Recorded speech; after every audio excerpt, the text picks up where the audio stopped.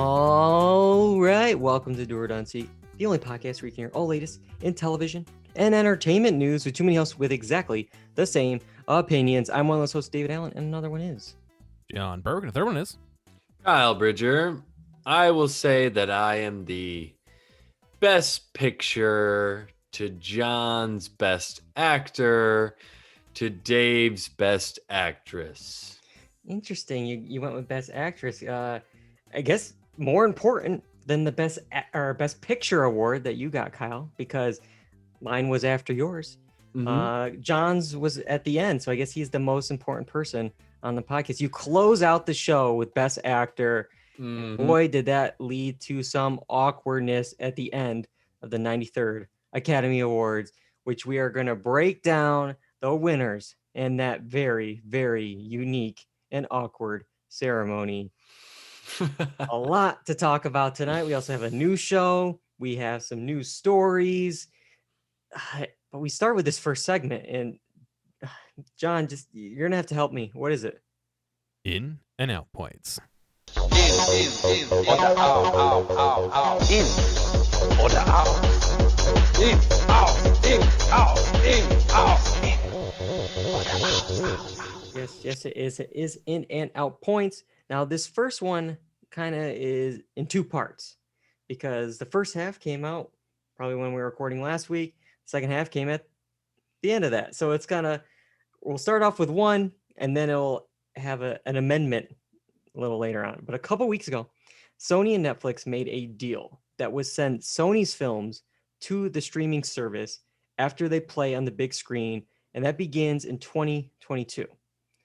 So pretty much they used to go to Stars, just like how like all the Warner Brothers films like Tenet and stuff go to HBO Max. The Sony films would go to Stars, but under this new deal, it starts in 2022. They will go now to Netflix first. This, of course, includes films like Spider-Man, the Jumanji franchise, all those sequels. The price of the deal, not known, but Variety called it a record-setting price tag. What do you think of this move there, Kyle? Sony and Netflix teaming up in 2022.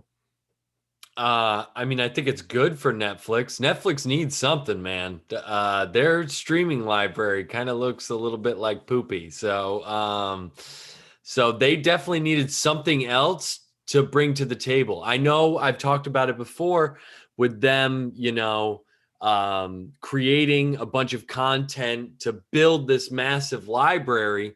But when that massive library is not filled with the greatest content, quality content, you're going to need something else. And I feel like this is, until maybe we get to the addendum, I think this is a good thing for Netflix because they need some more content that might be higher quality, or at least adding higher quality content to their already existing library.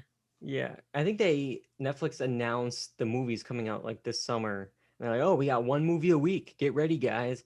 And I'm looking at it and I'm like, oh, cool. None of them really must-see TV. Yeah. But obviously you get these films, like I look forward to what comes to HBO Max, months after, because they get the movies first. We get these new releases into your home first. Now they're going to be on Netflix. Like, that's great. You'll have Spider-Man, Jumanji, and all their Sony films. And Netflix has really been on a spending hot streak in the last little bit here, because I think they're really starting to get worried about HBO Max, Disney Plus. They've always spent billions of dollars in content every year, but in 2021, they will spend $17 billion in content. That includes the $450 million and up they spent on the 2 Knives Out sequels. I don't know if you saw that. They spent over, I think it was like $469 million on 2 sequels to Knives Out. Was Knives Out even that remotely commercially? They're not even gonna make their money back on that. Yeah, I like Knives Out, but I mean, me too. Is that the IP? Is that the Marvel? Is that the whatever that's gonna drive people to sign up for Netflix that don't already have it? And Because it's not like that movie, as good as it was, is Yeah. going to be like awards worthy either. So they're not getting like any popularity that way. Yeah, I just looked up the budget here. On a $40 million budget for the first one, it made $311 million. So it did make quite a bit back, but again, it was a kind of surprise success. $450 million for just 2 movies. Mm-hmm. Who knows how long it's going to take them to make those movies and release them? Yeah. John, you're shaking your head. You're telling me that Netflix paid more for it to be on their streaming service than they paid to produce the whole movie?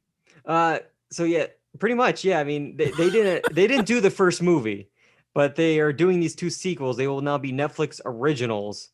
But yeah, 40 million for the first movie. That was the budget, and I don't know where this money's going. I don't know if that includes the production costs, if that includes the talent stuff, if that includes directing. I don't know what exactly is on the budget for this, but that's quite a lot of money for just 2 movies. Well, yeah, and I mean, And not John CGI said, movies, yeah. John said more than it was they produced it for. It's more than they commercially Made. grossed. Yeah. Wow. That's why I said they're not going to make their money back. Yeah, it's a lot of money. It's a lot of money. But there's 2 differing stories that Netflix had to deal with this week. One was good, one was bad. The good news is there was a survey that came out from Morgan Stanley, and it was a 2021 survey, and 38% of the people, number 1 streaming service, Netflix. So people were asked, what's your favorite streaming service? What's the best one? 38%, number 1 on the list, Netflix. Amazon, number 2 with 12%, and then it went on from there. Do we agree with that as it stands right now, Kyle? Is Netflix the number 1 streaming service right now?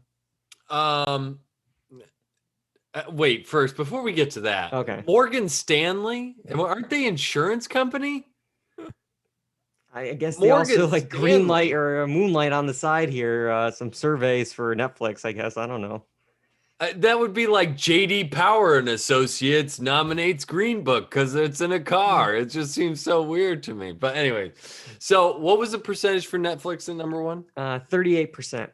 I mean, yeah. I mean, it's the Kleenex of the streaming service. That is what Netflix is. So they've done themselves a good service by building up all this goodwill, buying up those early streaming rights, creating a bunch of content later on because they knew they were going to lose it. So they've accumulated this wealth, but the fact that they're still in debt, I don't know jack about the Wall Street or anything, but to me, the fact that you have done all this and you're still in crazy debt, you're still now having to pay out the wazoo for streaming rights. How long can it last? I mean, I know from people that I follow on Twitter, I know Twitter is not real life, but like they know that the streaming library on Netflix is trash. Yeah. I can't think of the last thing I guess The Circle. I guess that's the thing I've been watching on Netflix recently. But my go-to right now, I think, is HBO Max. I think HBO Max not only just has the HBO catalog, but I mean, just in the last couple of days, I'm watching Made for Love, an HBO Max original. I'm watching old episodes of Friends on there, West Wing's on there, and then of course those movies that that are coming in theaters and on HBO Max. It's like I just next watched week Mortal Kombat. we'll do Tenet next week. It's like all the stuff's there. That's to me that's number 1. But let's see here. The bad news for Netflix, you kind of mentioned Wall Street, Kyle. Netflix subscriber growth has slowed and shares fell 11% last week. I don't know how this equates at all. This is some Shark Tank shares or whatever. But 11% is supposedly $25 billion of the company's market capitalization. So that's quite a big chunk of change. That's market capitalization. Does that just mean how much they're marketable for? Maybe, but 11%, maybe 25 billion, but the growth is down. Only about 4 million signed up in the last quarter, which is below their 6.25 million projection for this quarter. So, I mean, I don't know how you guys feel about this, but this is just corporate America in a nutshell. It's like, how can you expect like consistent subscriber growth, like time after time after time. What do they expect? Like, we got to get those Amazonians, man. They need to be watching Netflix. It's like, how are you going to reach everyone? It's I don't know. Yeah. I don't know how they're expecting constant, like, what are they going to, so here we go, guys. We're going to hit it. We're going to hit 300 million people or whatever it is, like in the United States. It's like, I don't think you're going to get everybody, especially with all the password sharing and all the shared accounts, the family account. You already got quite a bit of people. But yeah, Netflix is looking for some help. They went out to Sony. They're getting some films here to try to boost up that catalog. This leads to the second part of the story. That came out last week, at the end of last week. Disney is also getting involved with Sony. This multi-year content licensing agreement will start in 2022 and will have their films, including those Spider-Man, Jumanji films, stream on Disney Plus and Hulu through 2026. So, in other words, starting in 2022, all of Sony's releases will go to Netflix after their like 9-month whatever theatrical window. Whenever they're done in theaters, they go to Netflix. Then after 1 year on Netflix, they go to Disney Plus and Hulu for multiple years after that. John, what do you think of this deal now? So now we got Disney, after a year of these being on Netflix, they pick them up for the next, through 2026. I mean, we always talk about streaming services and how they need to like build catalogs and stuff. And I think it's great that Netflix is taking these new movies and making them available. But then after a year, they're just being like, all right, goodbye. How you're just gonna be in that same boat next year? I mean, they squeeze the sponge of okay, we got all we could out of the Jumanji. No one wants to see it anymore, I guess. Well, yeah, it's like, no, that's not how movies work. Like, I mean, the only good thing for this is if you have one or the other and you're willing to wait to get to see it. That's the only good thing out of this. Otherwise, yeah, Netflix is kind of just trying to get that big squeeze and push it on instead of just really sitting down and building a library and saying, hey, we're not just topical, we have other stuff too. Yeah, it's like when was it Peacock and Warner Brothers, HBO, had the Harry Potter films. They were Warner Brothers films, but then they got sold to NBC Universal, and then they ended up on USA Network for their marathons. And then it's like, where can I, like, people, like, where does this go? Like, I want to watch Harry Potter. Where do I go to find it? And it's like, do you have to jump around? Okay, well, for these 6 months of the year, it'll be here, but then for every other Tuesday, it'll be on this service only until 3 p.m. And then it's like, I just want to watch the movie. That's it. Yeah. Kyle, any thoughts on this Sony and Disney deal? I mean, I like it for Disney too. It's like an expensive rental period for Netflix. They must have some kind of research about, how many people actually view a movie after that initial first year that it's out. And maybe if there's research that shows that it goes way down, but I know there's still movies that I want to see that just from a year or so ago that I haven't gotten a chance, but maybe Netflix is thinking that guy's never going to watch that anyways. And he's going to keep saying it. So maybe metrics about that. Yeah. Where maybe after a year, they've determined that it falls off enough not to be worth it. And in that case, then maybe they're pulling a smart move, but I don't know, man. Yeah. But either way, it seems like anytime you're running a streaming service, you want that content and you want it available at all times. So I don't know. I don't know. They must know something. Yeah. Well, I guess it'll be nice, for our friends like Boyle to, in 2023, the Spider-Man film will be alongside the Marvel Avengers films and Disney Plus, and you just go back and forth between. It's all in one place. That'll be nice years from now. I'm kind of talking about Marvel a little bit, and that will lead into our next in and out point. Because if you thought Avengers Endgame was the most ambitious crossover in movie history, Disney is using some in-house brand synergy to combine Marvel with ESPN. For an upcoming NBA game between the Golden State Warriors and the New Orleans Pelicans, the telecast will be dubbed Marvel's Arena of Heroes. As the game happens, Disney will add 3D characters, animation packages, and customized graphics that are Marvel focused, and will tell a story about how Iron Man and Black Panther need to recruit new heroes to help fight an incoming invasion. Did they see the Nickelodeon one and we're like, hey, we got to get on that? Like, yeah, that's all I thought of when I saw this. I'm like, oh, okay, you guys, you saw the slime and all those SpongeBob and the goalposts, and you're like, oh, let me do this now with the Avengers and Marvel and Dark. Oh my God, this is the intro to Space Jam. It's pretty close. It's pretty close. Yeah, the invasion's coming. Danny DeVito is this alien that's trying to. Yeah. Kyle, you're our resident sports expert. Are you excited for this NBA game, Marvel's Arena of Heroes?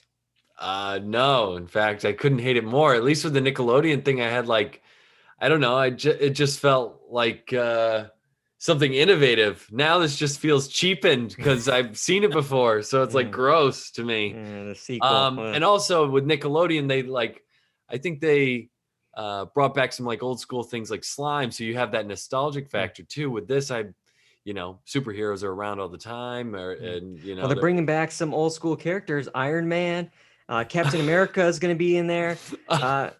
Spoiler for Endgame, they're not really involved anymore in the Marvel films. Dude, I was gonna watch them. Yeah, too late. Sorry, you're gonna wait until 2023 when it's. Captain Marvel, Black Widow, Doctor Strange, they will also appear alongside Iron Man and Black Panther.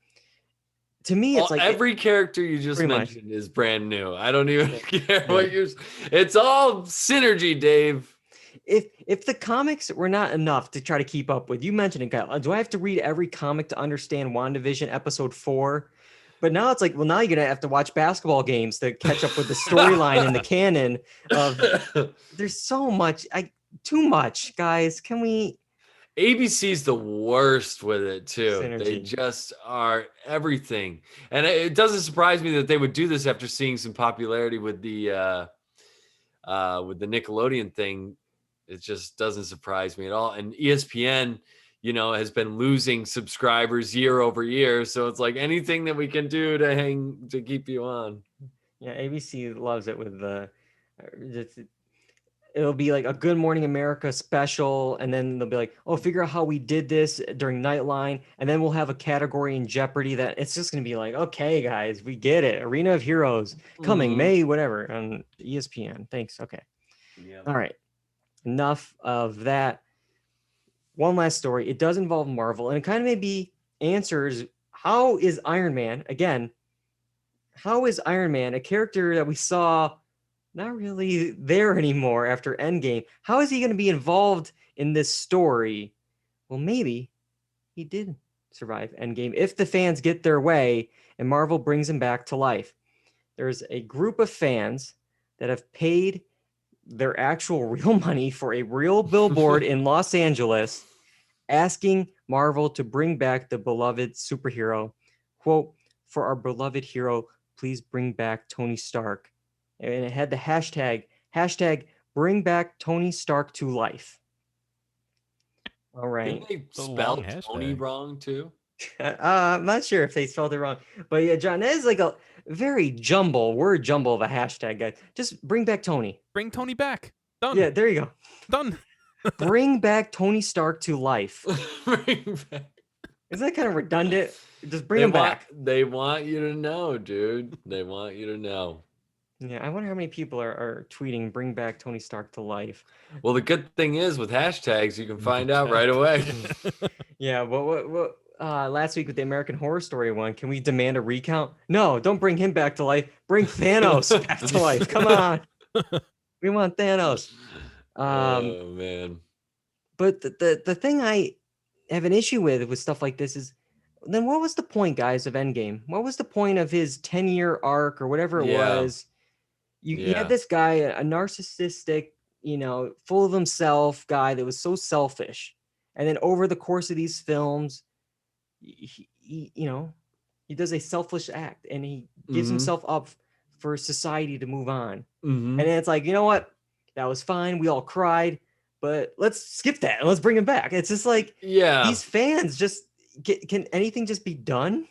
Yeah, it's too much of a good thing, man. You gotta let it be. Also, I love Robert Downey Jr., but he's not getting any younger. You can't play that character forever. It's gonna be what, like 90 years old? Put me in the tank. Yeah, I mean, I don't even know if he was like in these like sequels. He probably was never even in those suits ever. It was just they put the GoPro up here to make it seem like, like, oh, get that close up shot like him in the suit. He was never in those suits after the first Iron Man, the first one in 2008 or whatever. Do they ever explain how Iron Man pees? How does he pee out of the suit? That's going to be in a NFL game later this summer.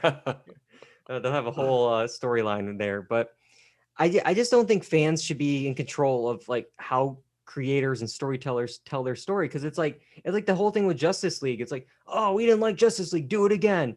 And it's like, we don't want Tony Stark dead, we want to do it again. It's just like, guess what, guys? You guys aren't storytellers. You don't know how a story goes. So maybe let it go ahead and write it. Go ahead and write it yourself and see how many people are asking for that version. Yeah. So I'm not going to talk about it live, Kyle, but Dark in the chat has the answers of how Tony pees, and it's in the comics. So it has been discussed. Yeah, I like knowing the comics. It's in the comics, supposedly. Okay. All right. That is it for the Now Points. We have a lot to talk about when we talk about the Oscars. They took place on the Marvel Network, ABC, on Sunday, April 25th. When we're talking about the Oscars, we have this special sound clip. So, John? I think you're looking at an Academy Award nomination also. Did he just say what I thought he said? What? Yes, Victor! Oscars. I smell Oscars. You see what a little buzz can do in this town? I predicted it. I said this is the one. This is the vehicle. Morley, you told me not to do it. Yes, the Oscars, the 93rd Academy Awards. A lot to discuss. We're going to talk winners, snubs, a very unique ceremony, and of course, our prediction bet. We're going to start, though, with the winners. Going into the night, Mank led with 10 nominations, followed by multiple films with 6 nominations. However, it was Nomadland, which led with 3 wins, including Best Picture, Best Director, and Best Actress, followed by multiple films with 2 wins. The Father, Judas and the Black Messiah, Ma Rainey's Black Bottom, Mank, Soul, and Sound of Metal. All right, let's stick with the winners and snubs right now, Kyle. Any favorite wins, surprises, anything from the night, memorable speeches? What did you think of the winners, Kyle? Well, I thought the speeches were too long. Let's just say that. But yeah, I mean, as far as winners that I'm excited about, I mean, I was kind of upset that Nomadland didn't win for cinematography, honestly, because that to me was what that whole movie was about, even though it won Best Picture. But love Sound of Metal. Any love for Sound of Metal is always good to me. So yeah, surprise. I'll tell you, surprise. That Best Actor.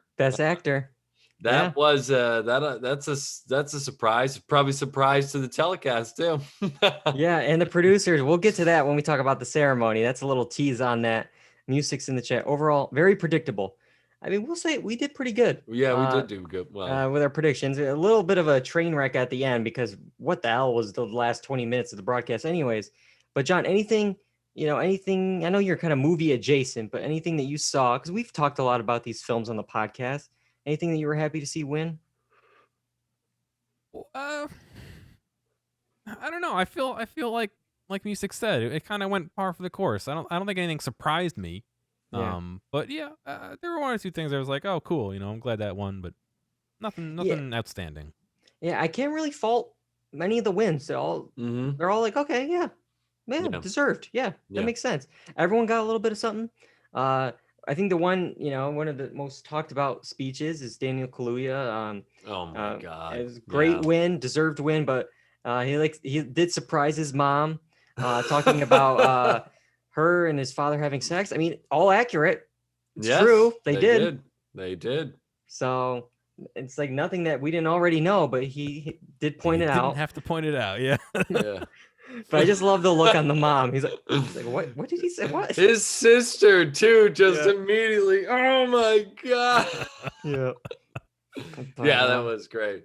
Because I kind of stopped focusing for a second. I turned back and he's saying that, and I'm like, what is this guy doing? So that's like the one bright side of longer speeches, where some of the speeches rambled on and on. But if we cut Daniel off, we wouldn't have gotten that moment. We probably wouldn't have gotten the very sweet and sad story that the director of Thomas Vinterberg was saying about the loss of his daughter. So it's like sometimes it helps, but then other times it's just snooze fest. But yeah, a lot of the films they all got a little bit of love, which was nice. One film though that didn't actually was Trial of the Chicago 7. It was the only Best Picture nominee to be shut out. Wow. Everyone else got at least something. But Trial of Chicago 7 went 0 for 6. And I don't know, man. Netflix will do good in the like below the line categories, maybe a doc feature, but they're not doing well with the main awards. And if you look at last year with Irishman, 0 for 10, Marriage Story got 1 of 6, and then this year, Trial went 0 for 6, Mank 2 out of 10. I don't know what's going on. I feel like they just can't wash the stink off. You know that everybody came down on them in the past couple of years, saying like they're not real theater, and then all of a sudden now every streaming service is a theater. But but they still have that taboo feeling about them. I mean, I thought Trial of Chicago 7 was fine. I think they had a chance at a couple of awards, like legitimately they had a good shot. But I mean, you know more about Mank, but I don't know. You just think with like the talent involved with some of the films in recent years, whether Alfonso Cuarón for Roma, Martin Scorsese for The Irishman, Aaron Sorkin for Trial, David Fincher for Mank, you got these Oscar nominated directors and writers and people involved, and they're still just not getting it with these type of films. And it's kind of ironic where the film that did win Best Picture, pretty much most people saw it on Hulu. Yeah. Nomadland. And it's kind of just like the Emmys. They tried so long to try to get Best Drama Emmy. And what was the first streaming service to do it?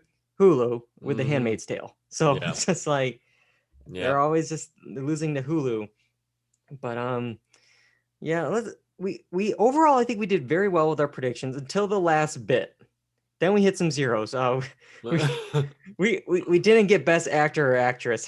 That's not good. That's not good. That is pretty wild.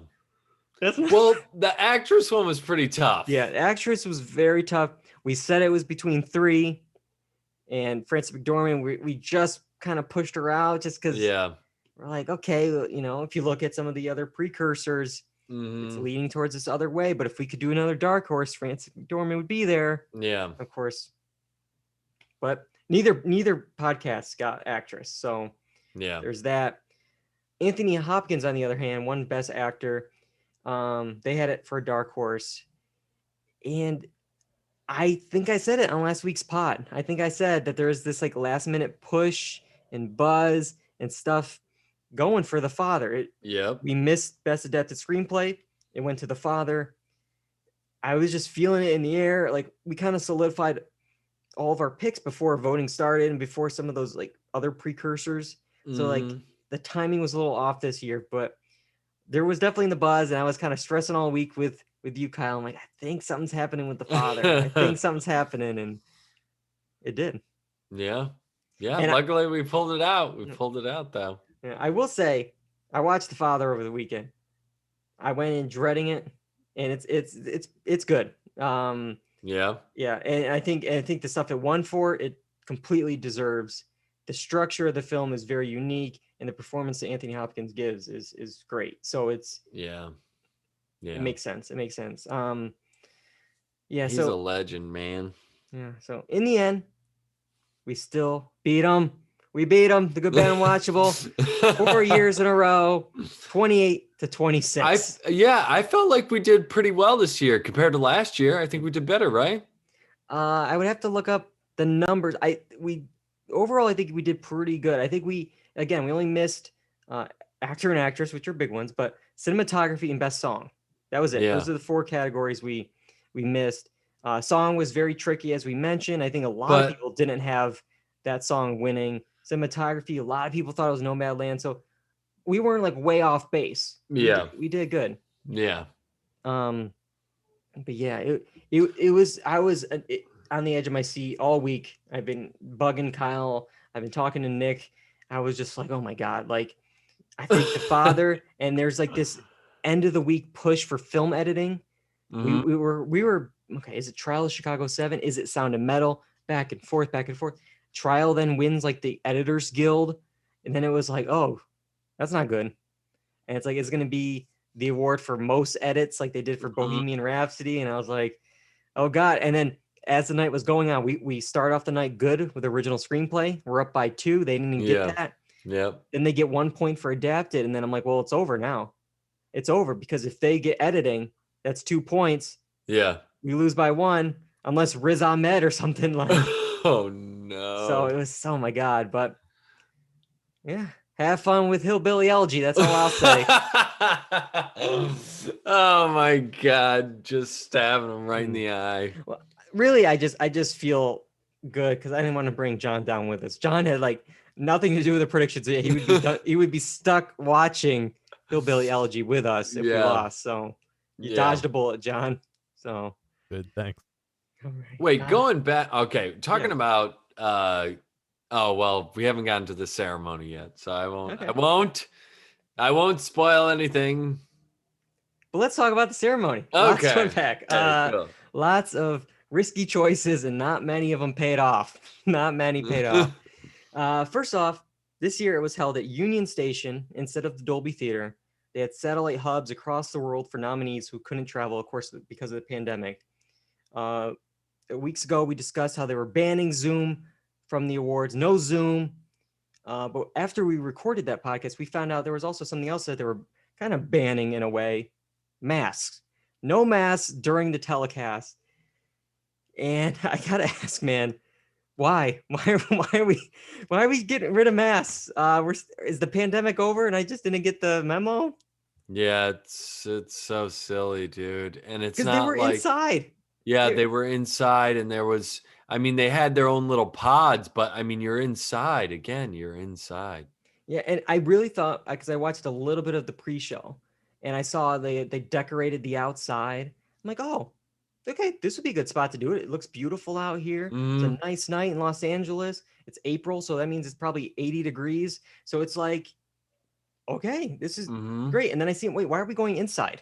Why are you now making it look like the Dolby Theater just inside? Yeah. And then Regina King, when she starts off the thing, is like, well, think of this as a movie set. When we're not rolling, masks are off. And it's like, okay, but COVID doesn't care. COVID doesn't know. Oh, wait, did they say action? Oh, wait, okay, we're not going to do it right now.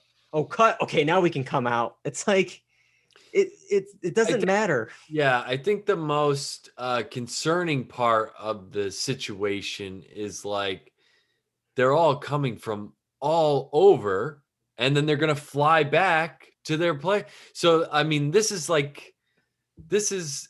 a spreader event. Yeah, I mean, I don't think it's going to be that, but it's just one of those things where, God, it's anxiety inducing. Yeah, because I know there was testing, but like at the end of the day, what's the harm? What's the reason we can't wear them until they get to this stage? What's the actual reason besides you just don't like the look of them? Because like what does this look like for America that's tuning in, where everyone keeps saying you gotta wear your mask, you gotta wear them when you're inside, and then it's like, oh, here's the A-list celebrities that they don't have to wear them inside, then why do I have to wear them inside? Yeah. So it's not a great look. Yeah. But outside of that, it was going to be shot and presented like a movie. did it look and feel like a movie to you when you were watching it, Kyle? That was what the producers were going for. Well, I asked you, I was like, what's going on with the camera? They're using like shallow depth of field lenses or what's going on here? It honestly just felt like I was really far away from everything. Does that make sense? It didn't look like, I guess it might have been cinematic feeling, but it just felt at times very far away. Yeah. Yeah. To me, I was distracted. I liked the idea. Like I liked the opening shot. Yeah, the opening shot was amazing. Okay, this is cool. And then it was like, okay, like you're just now doing like this Mr. Robot framing where it was like got the 2/3 of the screen just blank space. The podium was cut out and the statue was mostly missing, so you only saw like the top half of the statue, which is, again, why wouldn't you want the whole statue in the shot? The people on stage never looked into the camera, because they were looking at the audience and the camera was off to the side, like to get the side shot. And it did have like an intimate club cocktail vibe, so if they were going for that, I think it worked. And like they had these like backstories from the nominees, and it was like, okay, it feels like a conversation. I don't know if that translates to the home audience, especially after 45 minutes to an hour. It's like I was kind of getting a little sleepy. I was like, okay, like I'm zoning out a little bit. I had a second screen experience, on Twitter. Like, it's just I wasn't engaged as I used to be with like a big budget production kind of thing. It was just like, oh, there's a little hangout. There was nothing wowing about. I mean, at the end of the day, it could be as cinematic as you want it to be, but they're still just going to be giving speeches. It's not going to be Tom Cruise jumping out of the plane. I mean, that would have been something. Regina King jump out of a plane. But it's just one of those things, like you can only fluff it up so much, Yeah, and I think the thing is, like, nothing like broke anything up for me. It's the same talking and just conversation, them in their little pods, everything just looked the same, so like it just kind of all blended together. And I think one of my biggest pet peeves of the entire night was clips. There was no clips really for any of the categories, and you can't tell me it's a time issue. You can't, because you could use it as B-roll as we are seeing the presenters or even hearing their speech, shot in shot, anything, because this year, a lot of people haven't seen these movies. So show them the movies. Show them what they missed out on. And all the presenters are like, costumes are just so important. Oh man, how impressive were the visual effects this year? I don't know. I want to see them. Show me. Like, don't show me this table of people. I'm going to see them in a second when they win. I don't know. That was a big pet peeve for me. It's like, Anthony Hopkins, everyone's talking about this performance. All right, show me a clip. You're right. You're right. There was really no breakup or back between the speeches and whatnot, because it went from very long speech to presenter explaining very long reason why somebody got into film and TV or whatever. Yeah, and this stuff was interesting. It was just like, I need something to break up just the segments, just to keep me engaged. And just the timing of the show got way off. There was a point when the announcer said, not jokingly, actually said it was 9:15, and on the way to a break, they said, "We swear we are running on time." And it was kind of like a tongue-in-cheek, "Hey, don't worry, we're running on time." It's like, but for them to have to say that, that's not a good sign. And it was 10:40, and this is when it all went hell. It was a train wreck at the train station. At 10:40, we get this Oscar trivia bit. And this is the first bit of the night. This is the first comedy bit of the night. Why are you doing it? 20 minutes until the end of the show. Why wasn't this like after the first hour to break it up, or second hour to break it up? It felt weird for sure. And it felt out of place. And I also don't understand, because it was about the best original song Oscar. They did this after they presented that. award. Why don't you do it before that award to kind of lead into that award? Yeah. And then when they were doing it and everyone's laughing at the butt and all this other stuff. So you're just saying the person that did win, or now you making it like a joke that this film won that award because the original song category, like this is a joke? Like it just, I don't know what the choice was, where it was, but the one thing we got out of it was this scripted Glenn Close bit about how she knew the butt. And what did you think about this? People didn't know that it was scripted? I guess not. Like, that's wild to me. They were just so starved for any excitement. They're like, this has to be organic. We've been sitting here for 2.5 hours. And all I will say, Glenn Close, what a good sport. Yeah. What a good sport that she keeps coming to this thing. She's been nominated 8 times. Yeah. Doesn't win, and still will do the butt and dance. Yeah, I was singing that. Like, you're an Academy Award nominated actress. Now go twerk in the corner. Yeah. Yep. Oh my gosh. Yeah. And then it really just went off a cliff. The next thing was the In Memoriam. And I made John watch this before we started. Anything you noticed with the In Memoriam, John? How was the timing of it? It was okay at the start, but boy, it ramped up to like lightning pace. They had a lot of people they were trying to remember. It was an avalanche of people. That was like me listening to podcasts at like 2.5 speed. It was like they have like the zippy song that's going, and man, the names were going so quick that I couldn't read the names as I was watching it. I was like, wait, John, wait, oh, it's gone. Kyle, what do you think of the In Memoriam? Do you think we should maybe spend a little less time with the butt and more time with the In Memoriam, maybe? I mean, probably, especially given, I mean, to me, even with the speed of it, it felt like way more people, obviously, because of the whole COVID situation. So to me, I would have, left some more time because it was going like crazy fast. And even I turned to my girlfriend and I was like, man, this is going so fast. And so I would have left more time. And even then, some people still got left off. It was like one of those like flip books, where the images come play as you like slide through it. It was kind of like that. It was going so fast. Way too quick. But I guess they wanted to get to 11 p.m. because they have 3 categories still left to present. So which makes me think, well, the show's supposed to end at 11. Why did we do a 10-minute trivia bit at the end when you knew you were so far behind? Just cut that bit out. Yeah. No, they were on time. They planned to go over. Yeah, they planned to go over. 11:20 is when it ended.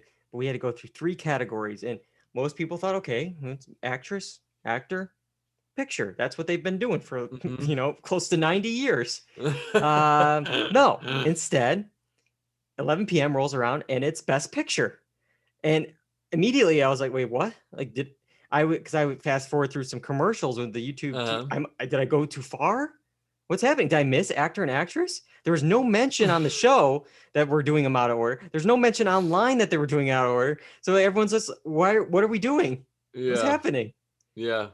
And at this point, I think Kyle, you were out. So yeah, I was out. I was done. I was like, it's too late for this guy. I got to wake up in the morning. Yeah. There's 2 things I thought of why they did this. Both are not great reasons, but one, okay, did they do this thinking, saving best actor for the end, that Chadwick Boseman would win and we would end on that note? Yep.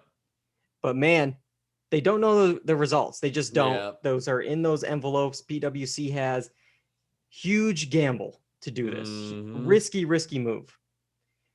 The other option was, I thought, maybe the acting a little more unpredictable this year than picture. Everyone, Nomadland's winning picture, but as we said, actress could go any which way. But I feel like that's such inside baseball. Like that's like for us that we think it's predictable. Yeah. People at home have no idea what these movies are, let alone what the winner is going to be. So I don't think that's the reason. I just think it was they thought Chadwick was going to win, and well, he didn't. Yeah, Anthony Hopkins wins. It's a very big egg on the face moment, and unfortunately I think for both of them, both of them, because like I thought Anthony Hopkins, people were talking about his performance like it was crap and not worthy of winning it at all. And when you put it at the end, and then that gives the intention of, those people that are in the know, oh, this is probably going to go for Chadwick Boseman. And then it doesn't, it just magnifies that moment even more. And it's like, now it's the lasting moment of the Oscars, right? Yeah. A lot of people anticipating Chadwick Boseman. I think all of us would have anticipated that. And then it doesn't happen. So now Anthony Hopkins is reduced. And also it leaves a little bit of an empty feeling for all those people that are like, wait, I thought this was. And it kind of, makes, the producers look a little suspect. It's like, oh, what were you doing here? Were you just kind of using his death as a kind of way to boost ratings? Yeah. It's like, it's just, the whole thing feels icky. And then Anthony Hopkins not there. So it's immediately like, okay, we accept the word on his behalf. Good night. And that's not the way to end a ceremony. I mean, even if you were a producer and you had, these are the 5 nominees, Chadwick Boseman, oh, he's going in 90% chance. It's his. But you look at who's next up on the list? Well, Anthony Hopkins, he's not there. Oh, that means there's a chance he could win and we would have no, ending speech.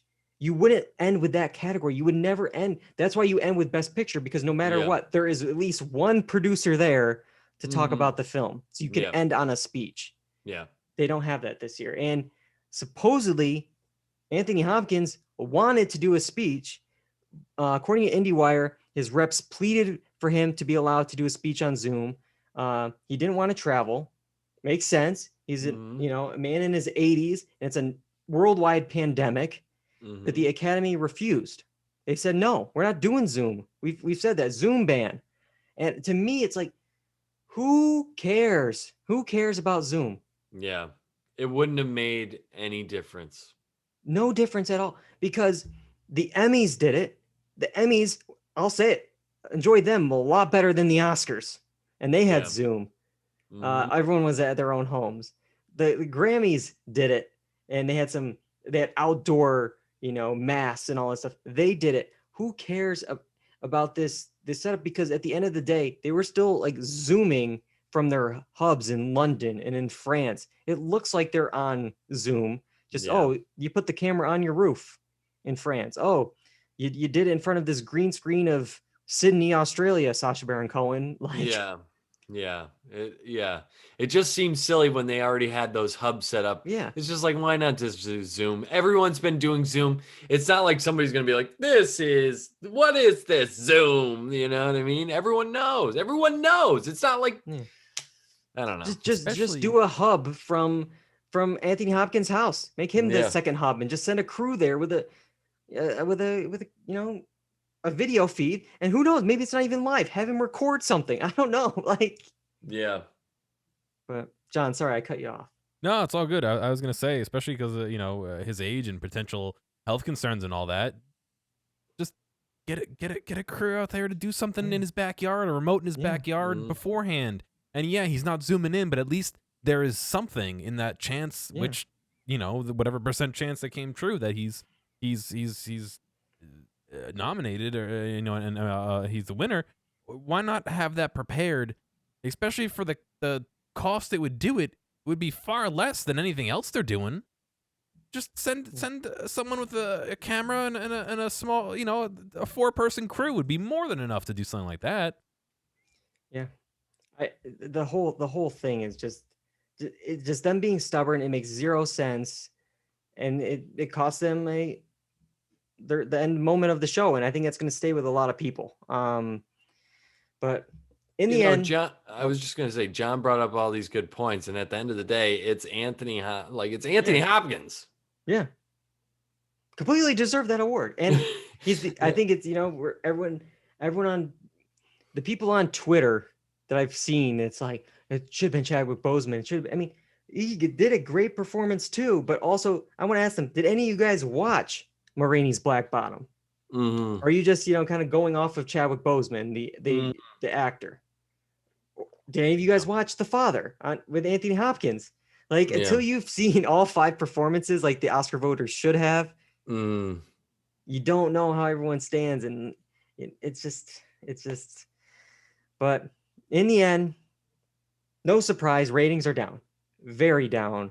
And you can't blame the ceremony. I mean, because at the end of the day, you didn't know the outcome before you decided to watch or not. When I sat down at 8:00, I didn't know what the ceremony was going to be. So you don't know, you can't blame the ratings being this low on the actual ceremony.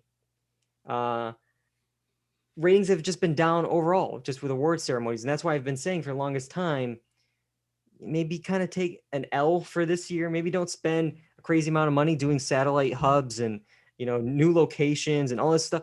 Just do a smaller, intimate kind of thing. Maybe on Zoom. Maybe it's cheaper to do, and then go all out next year, because it was going to be down.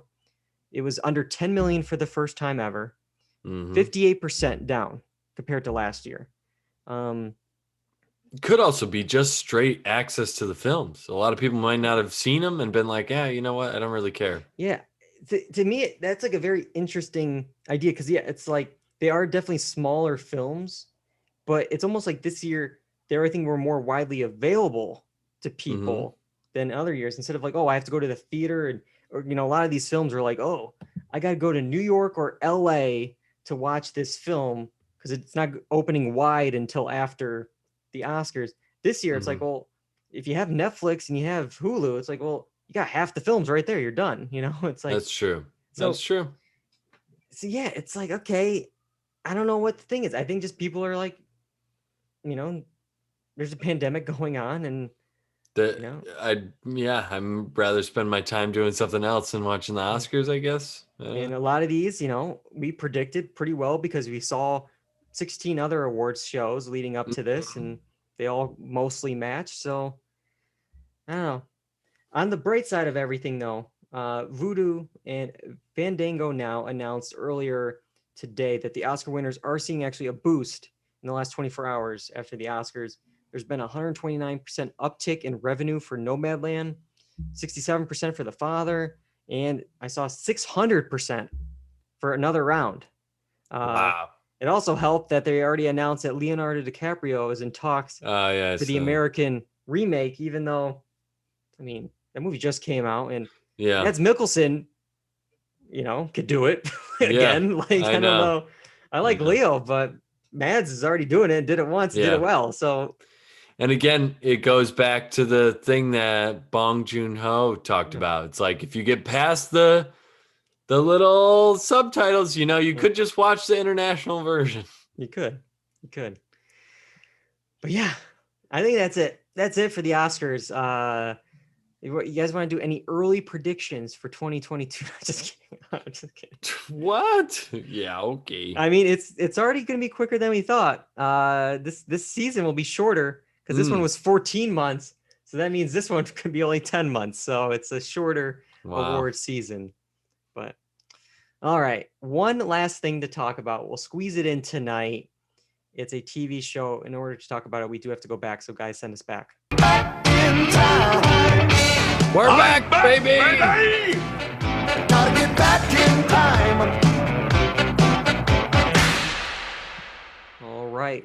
Rutherford, I can't even say it. Rutherford Falls, the series premiere, the pilot episode, April 22nd on Peacock. It's about a small town in the Northeast, and it's turned upside down when a local legend and town namesake, Nathan Rutherford, played by Ed Helms, fights the moving of an historical statue in the middle of a street. All right, we all saw the show. John, thoughts on Rutherford Falls? I don't know if it's for me. I think I'm gonna mirror what I said with Mr. Mayor, if you remember back to that one. It just not quite what I'm looking for. A little too on the nose about current events and all that, with pitting what might be the people who lived there before, the indigenous people of the area versus these guys versus the new kind of more like woke kind of crowd. It's just, I think it's too on the nose for me for everything that's going on, in real life. I don't really kind of want to seek out more of that. But it wasn't bad. It definitely is a Ed Helms feeling show as well, which isn't bad, but isn't really my favorite thing. Yeah, I mean, it depends on if you like Ed Helms or not. There's a lot of him in a kind of shtick in this. It's created by Michael Schur, who has an impressive track record, Parks and Rec, The Good Place. So you have that kind of nice pedigree of people involved. But Mr. Mayor is kind of a good example where it's like with these comedy shows, those first ones can be a little rough, kind of find their footing. Parks needed time. The Office needed time. So there's that. But yeah, for me right now, it's kind of just it's okay. Okay. Kyle? Yeah, very much the same as all of you guys. I'm not a huge Ed Helms fan. I can find him annoying sometimes. But John, you kind of summed it up perfectly where it is kind of on the nose. It seems like wading into like politically correctness land. Like we're checking off all these boxes in this show so that we can discuss all these topics that are so relevant in the world today. You know what I mean? It just seems like too much. And I could kind of see when I was watching the future episodes, it's like, all right, so now his friend is going to have to choose between siding with her tribe or then siding with, and you could see that coming from a mile away. So Yeah. the only other thing is like, for me, some of the scenes were too long. I'm like, we need to be like in and out. And I mean, I know this was, I think 29 minutes. Yeah. So I think 8 minutes more than a network sitcom. It could have been chopped down. There was like some of those jokes again, where it feels like in the writer's room, this might be like inside, like, hey, this is funny to us. And then you put it and it's in action and it's like, this is only funny to you guys. I mean, in that moment, it's not like, it's not working for me anyways. So there was some funny moments, interesting moments. I do think there is something to it. I think there's something there. I just don't know if I'm going to be sticking around to watch it. Yeah. And you bring up kind of like, is the character Reagan, our other protagonist, going to be maybe having to work against her friend Nathan, Ed Helms's character. And I only watched the first episode, but I already picked up on that because it's like, she's working for this casino owner who has this big plan. It's like a cliffhanger. We don't know what it's going to be, but you already can see that like that's going to be what this is. You see it from a mile away. You feel it coming. I will say I liked her a lot more than Ed Helms's character. Yeah, I did. I want the show more to focus on her than on him. Yeah. And because this episode was a lot of him. And there's even one point where she says something like, oh, this whole thing that she's working on may take 3 to 5 years. And then he's like, oh, so until then you can help me with my thing. And I was like, of course, like it's going to be the rest of the episode. Maybe, most of the first season is going to be, we got to work on his thing. It's like, I don't need his thing. Yeah. But, and maybe it was just my mood when I was watching it. But it's like, man, who cares about this statue, dude? Just sure, your family's claim the fame. Can we just move it 2 feet to the left? Yeah. Just slide it over a little bit. Like, because also, who even built the street there to begin with? Because if the statue was there when the town was settled, you could have moved the street at any point. But okay, just now move the statue just a foot or two to the left, and then you're golden. Yeah. No, the history. Like. Speaking of the town, that was definitely the town for Back to the Future, right? It is. Yep. I was waiting to see if I was going to ask John if he recognized it. That's the town square. That's the Universal backlot. Yeah. The Peacock show. Yeah. Yeah. I was like, man, that is, and I haven't even seen Back to the Future that much, but I was like, that is Back to the Future right there. Boom. Yeah. It's just, for me, with him in this statue, it's just like, because I know the show points this out for a reason, but he's like, he's talking to Reagan, who's obviously like a Native American character.